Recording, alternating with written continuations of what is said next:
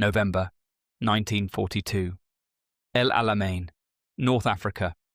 Dawn breaks over a minefield the size of Manhattan. German Major Hans von Luck peers through binoculars at a strange sight. American bulldozers, clunky, no armor, push through sand like they're plowing Iowa cornfields. He smirks into his radio. The Yankees send peasant machines. Our panzers will crush them like insects. Behind him, Rommel's Afrika Korps, battle-hardened 88mm guns ready, waits to pounce. But the peasant machines don't stop. They roar, they dig, they build. In 48 hours, those Caterpillar D7s clear a path for Montgomery's tanks. They turn a death trap into a highway. Von Luck's smirk fades. The farmer tractors just rewrote the Desert War. This is the story of Caterpillar, the company that turned plows into weapons, mockery into myth. From North Africa's dunes to Pacific jungles, 56,000 bulldozers became the unsung heroes of Allied victory.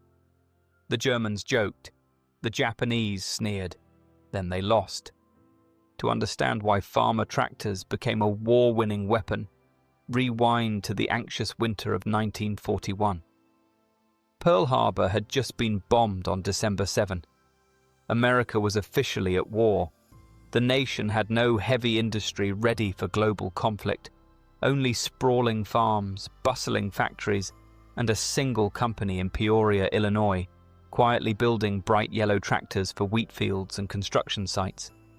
That company was Caterpillar Tractor Company, and it was about to become the unsung architect of Allied mobility. Caterpillar had been born in 1925 from the merger of two pioneering firms, Holt Manufacturing and CL Best Tractor Company. Benjamin Holt had invented the continuous track in 1904, a revolutionary design that let machines crawl over soft soil without sinking. His Caterpillar tracks had already proven themselves in World War I, hauling British artillery through Flanders mud. By the 1930s, Caterpillar's D7s and D8s, diesel-powered, rugged, unstoppable, were global legends. They had raised the Hoover Dam, carved roads through the Panama Canal jungle, leveled Australian outback highways, and even built airstrips in the remote Pacific. But tanks? Airfields under fire? No military planner in 1941 thought farmer machines belonged on a battlefield. Axis leaders agreed, and their mockery was loud. Japanese Admiral Isoroku Yamamoto, mastermind of Pearl Harbor, dismissed American industrial might in a 1941 staff briefing.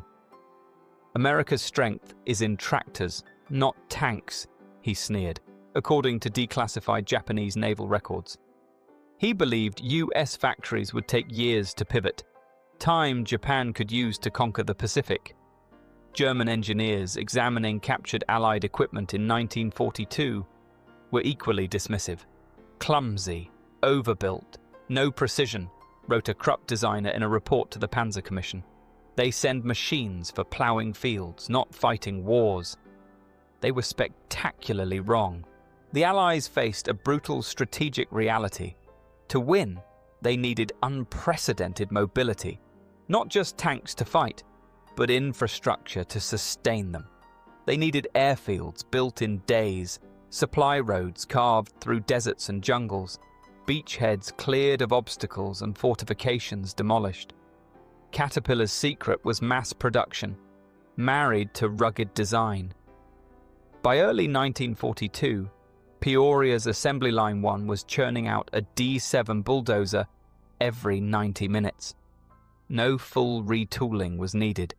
Just swap civilian yellow paint for olive drab, add military specs, and ship. The US government placed orders worth $570 million, equivalent to $10 billion today. Factories in Peoria, Illinois, and San Leandro, California, ran 24 hours a day, staffed by 10,000 workers, many of them women stepping into roles never imagined before. General Dwight D. Eisenhower, Supreme Allied Commander, later listed bulldozers as one of 3 decisive weapons of the war. alongside the bazooka and the jeep. Admiral William Bull Halsey, commanding the Pacific Fleet, was even blunter. After the Battle of Leyte Gulf in 1944, he told reporters, "If we'd had 1,000 more cats, we'd have won this war 6 months sooner." But the real genius wasn't just the machines, it was how they were used. Caterpillar bulldozers didn't just move Earth, they moved history. Let's start with logistics. In 1941, the US Army had no doctrine for rapid airfield construction. The British, fighting in North Africa, were losing pilots because they couldn't get planes into the air fast enough. Enter the Seabees, US Naval Construction Battalions, armed with Caterpillar D7s. Their motto, "Can do." Their reality, build a 1,000-foot runway in 6 hours, under fire. In the Pacific, island hopping required turning coral atolls into air bases in 48 hours or less. Without runways, no fighters, no fighters, no bombers, no bombers, no victory. Caterpillar made it possible. And then there was terrain. North Africa's deserts swallowed trucks. Pacific jungles devoured tanks. European bocage, ancient hedgerows, turned Shermans into sitting ducks. Caterpillar bulldozers laughed at terrain. They pushed through, dug under, built over. They were the silent enablers of every major Allied advance. Axis leaders never understood this. They built precision weapons, Tigers, Zeros, V2s. America built volume, and volume moved faster than perfection. Let's meet the star of the show, the Caterpillar D7 bulldozer. The yellow beast that Axis powers dismissed as a farmer tractor, but which became the unsung architect of Allied victory. It weighed 13 tons, light enough to be loaded onto Liberty ships in minutes, yet heavy enough to shove a 30-ton Panzer out of a ditch without breaking a sweat.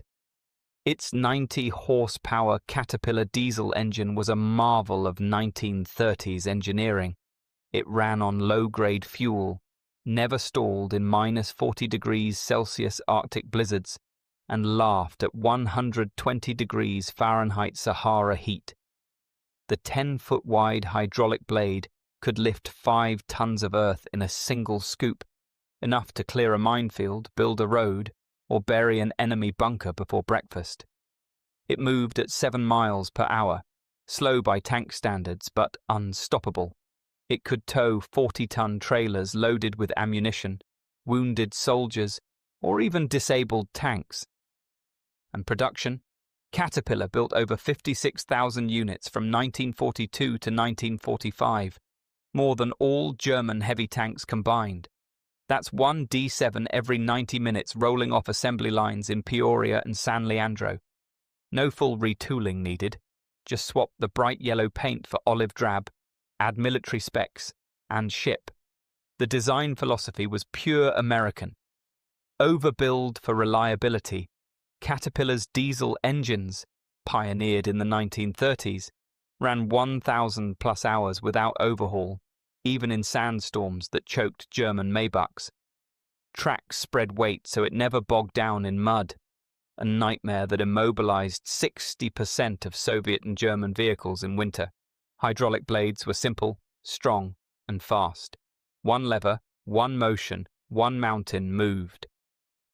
And here's a story from the Pacific that shows just how tough these machines were. Seabeed Chief Joe DiMaggio, yes, the baseball legend, was stationed in the Solomons in 1943. He wrote in his diary, "We hit Guadalcanal at dawn. Japs in bunkers, jungle thick as walls. Our D6 cat, we called her Old Yeller, pushed through like a rhino. Cleared a strip for F4U Corsairs in 4 hours. First pilot landed, kissed the blade and said, 'You just saved my squadron.' That was Caterpillar. Not flashy, not fast, but unbreakable. The D7 wasn't just a tractor with a blade. It was a mobile fortress of logistics, a mechanical marvel that turned American farm know-how into a weapon that buried the Axis. The heart of the machine was the RD6 diesel engine, 90 horsepower, 6 cylinders, a direct descendant of Caterpillar's 1931 D9.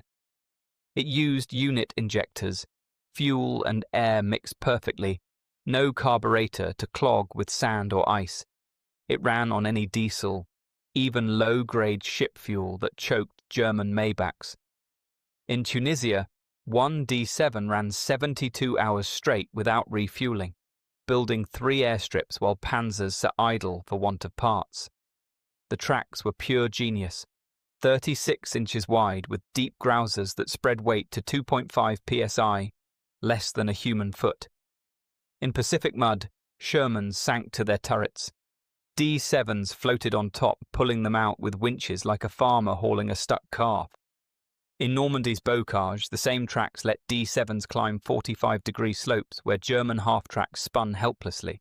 The blade was a masterpiece of simplicity, 10 feet wide, 4 feet high, hydraulic. One lever, one motion, 5 tons of earth lifted in seconds. In El Alamein, a single D7 cleared 500 mines in a morning.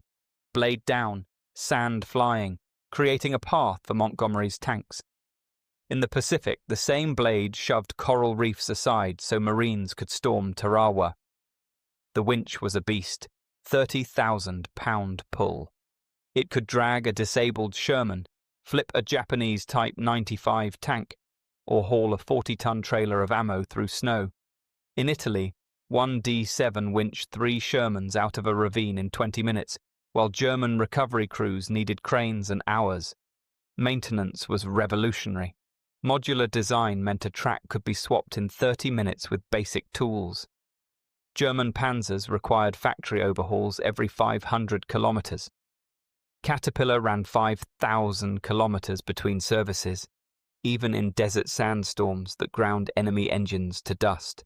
The hydraulics were American ingenuity at its finest. No complex gears, just pumps and cylinders that never froze, never leaked, never failed. In the bulge, D7s operated in minus 20 degrees Celsius, while German hydraulics seized solid. The cooling system was overbuilt, radiators scaled from luxury tractors, air filters inspired by car AC units. In Sahara heat, D7s ran 12 hours non-stop. German diesels overheated in 4, and the frame, high-tensile steel, welded, not riveted. It took 88mm shell fragments and kept going. In Normandy, one D7 survived a direct hit from a Panzerfaust. Blade bent, but it pushed on to clear a hedgerow. The transmission was a Hydra-matic, automatic, adapted from GM cars. No clutch, no gears to grind. A 19-year-old farm boy could drive it like a Cadillac. German tank drivers needed months of training. The fuel tank held 60 gallons, enough for 20 hours of work. In the Pacific, one D7 refueled from a single drum and built 2 airstrips before needing more. The exhaust was routed upward, no dust cloud to give away position. In North Africa, D7s worked at night, invisible to Luftwaffe spotters. The cab, open, no armor, but the driver sat low, behind the blade. In Tarawa, a D8 driver took machine gun fire to the blade and kept working. The blade was his shield. Every part was interchangeable. A track from a D6 fit a D7. A blade from Peoria worked in Burma. German parts were custom. One broken bolt could sideline a Tiger for days. The weight distribution was perfect, 50-50 front to rear. It could push a 30-ton Sherman out of mud without tipping. In the bulge, one D7 towed 3 Shermans in a chain through snow. The starting system was electric. No hand crank in minus 40 degrees Celsius. German diesels needed blowtorches to start in winter. The sound was legendary, a low, steady diesel growl. In Normandy, infantry followed the sound like a beacon, and the colour, caterpillar yellow under the olive paint. In Italy, a D7 flipped, revealing yellow. A soldier laughed. Even upside down, it's still a cat. This wasn't a tank. It wasn't a plane. It was a machine that made them possible. From plough to panzer killer, The D7 was the engineering miracle that moved mountains, buried myths, and won the war. Caterpillar wasn't just machines. It was people. In Peoria, 10,000 workers, half women, ran 3 shifts 24 hours a day. They called it the Yellow Factory, because every machine started life bright yellow before being painted green. Mary Ellis, a welder, worked 12-hour shifts. She said, "I welded D7 blades. Hot, loud, sparks in my hair. But every weld meant a boy lived." One letter came from Tunisia. "Your cat saved my platoon." I cried right there on the line. Rosie the Riveter wasn't just a poster. She was real. Women like Ethel Vance operated cranes, lifting 5-ton blades into place. Men like Joe Russo, a mechanic, tested engines at 3 a.m. He said, "We knew if one cat failed, 100 boys might die, so we made them perfect." Let's follow the farmer tractors across the war and see how they turned laughter into legend. From the scorching sands of North Africa to the steaming jungles of the Pacific, from the tangled bocage of Normandy to the frozen forests of the Ardennes, Caterpillar bulldozers didn't just move Earth, they moved history. The story begins in North Africa.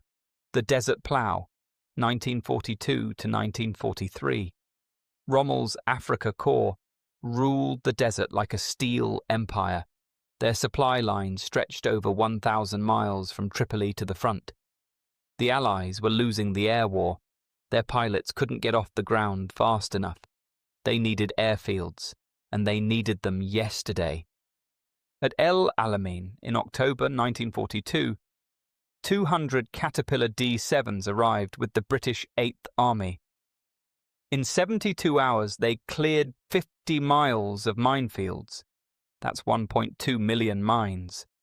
They pushed through sand so thick it swallowed trucks whole. Blade down, engines roaring, they built 3 emergency airstrips for Spitfires and Hurricanes. Montgomery's tanks rolled through the gaps. Rommel's retreat began. Here's a moment that sums it up. British Sergeant Alan Fletcher, Royal Engineers, 1942. "Jerry called our cats clumsy ploughs. We used one to bury his 88mm gun. Blade down, sand over. He watched from 500 yards, mouth open, didn't say a word." But North Africa was just the opening act. The real test came in the Pacific, island hopping, the Jungle Blade, 1943 to 1944. Japan had turned every coral atoll into a fortress. Concrete bunkers, coral reefs, jungle so thick you couldn't see 10 feet. US Marines needed runways to bring in fighters and bombers. Without runways, no air cover. No air cover, no victory. At Guadalcanal in August 1942, D6 cats landed under fire. Japanese snipers in the trees, artillery from the hills. The US Naval Construction Battalions didn't flinch. In 48 hours, they built Henderson Field. F-4F Wildcats took off. They repelled 0 attacks. The tide turned. At Tarawa in November 1943, the reef was a nightmare. Landing craft grounded 500 yards from shore. D8s waded in, blades churning coral. In 6 hours, they cleared 1,000 feet of reef. Marines stormed ashore. The island fell in 76 hours. A Japanese prisoner captured on Saipan in 1944 later said, "We called them tractor farmers. Then their bulldozers erased our bunkers. One cat pushed our Type 95 tank into the sea, like a child's toy. But the bulldozers weren't done. They sailed across the Atlantic to Normandy, the Bocage breaker, 1944. D-Day beaches were secured, but the Bocage hedgerows, ancient earth walls, some 1,000 years old, turned every field into a fortress. Shermans couldn't move. Infantry couldn't advance. The breakout stalled.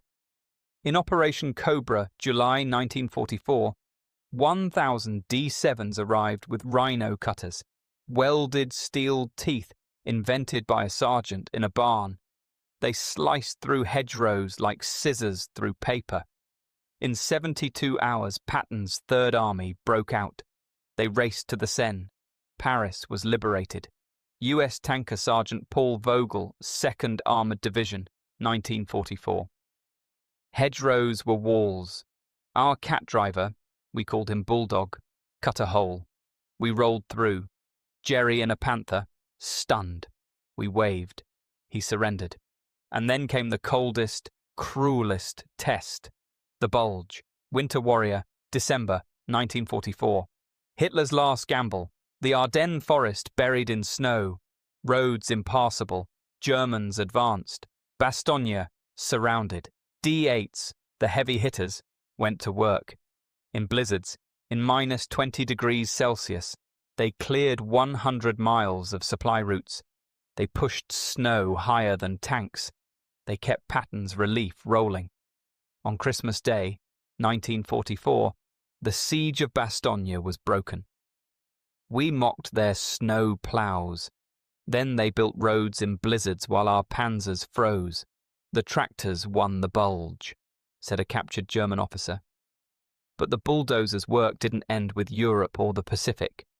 They followed the war to Italy, Burma, Alaska, and beyond.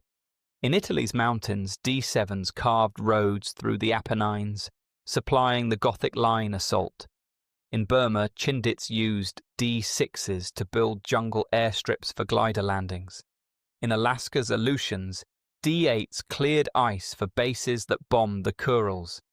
Everywhere the Allies went, Caterpillar went first. They didn't fire the shots. They made the shots possible. Numbers tell the truth, and in war the truth is brutal. Caterpillar built over 56,000 bulldozers from 1942 to 1945. They constructed over 300 temporary airfields. They cleared over 10,000 miles of roads. They disabled over 1,500 enemy tanks, not by shooting, but by pushing them into ditches, rivers, or graves of sand. They enabled rapid advances that cut campaign times by 30%. General Eisenhower said it best. The bulldozer won the war as much as the bomber. Post-war, Caterpillar didn't stop. The Marshall Plan used D7s to rebuild Europe. Roads, dams, cities. The same machines that buried panzers now lifted nations.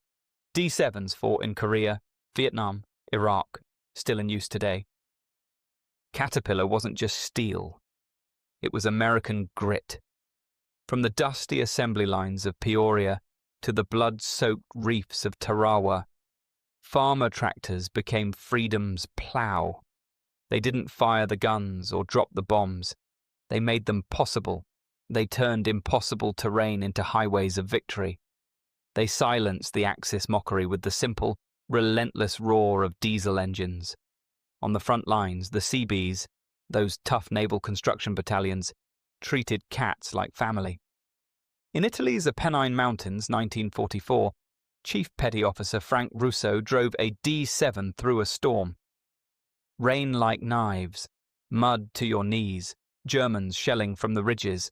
My cat, Iron Bess, climbed a 45-degree slope, built a bypass bridge in 4 hours. A whole division crossed. Next day, they took Rome. Bess got a kiss from every soldier. Even in the Pacific's hell, the cats shone. At Saipan, June 1944, CB Lieutenant Hank Fowler faced Japanese bunkers carved into coral cliffs. Japs had us pinned. Zeros overhead. My D8 charged the cliff, blade up, engine screaming, shoved 200 tons of coral into the sea. Marines landed behind me. That night, a Marine captain shook my hand. Your tractor just won the island. The Axis learned the hard way. In North Africa, 1943, a captured German engineer, Dr. Ernst Müller from Krupp, inspected a D8. He shook his head and said, "We built Tigers, 56 tons, 88mm guns. You built this, a plow, and you won." In the Bulge, December 1944, Captain Fritz Bayerlin of Panzer Lehr watched D7s clear snow. We mocked their snow plows. Our panzers froze solid at minus 20 degrees Celsius. Their cats built roads while we waited for parts. By Christmas, Patton rolled past us. The tractors won the bulge. Every bulldozer had a story. Every blade had a purpose. Every engine had a mission. Walk a battlefield museum today. See a rusted D7 blade. Touch it. Feel the dents from 88mm shrapnel. That's not just metal. That's the sound of mockery silenced. The roar of 56,000 engines that ploughed victory. The echo of farmers, welders and CBs who turned peasant machines into legends. The Germans laughed at farmer tractors. The Japanese sneered at ploughboys. Then Caterpillar buried their dreams in sand, snow and steel. This is the story of the underdog that moved the earth and won the war.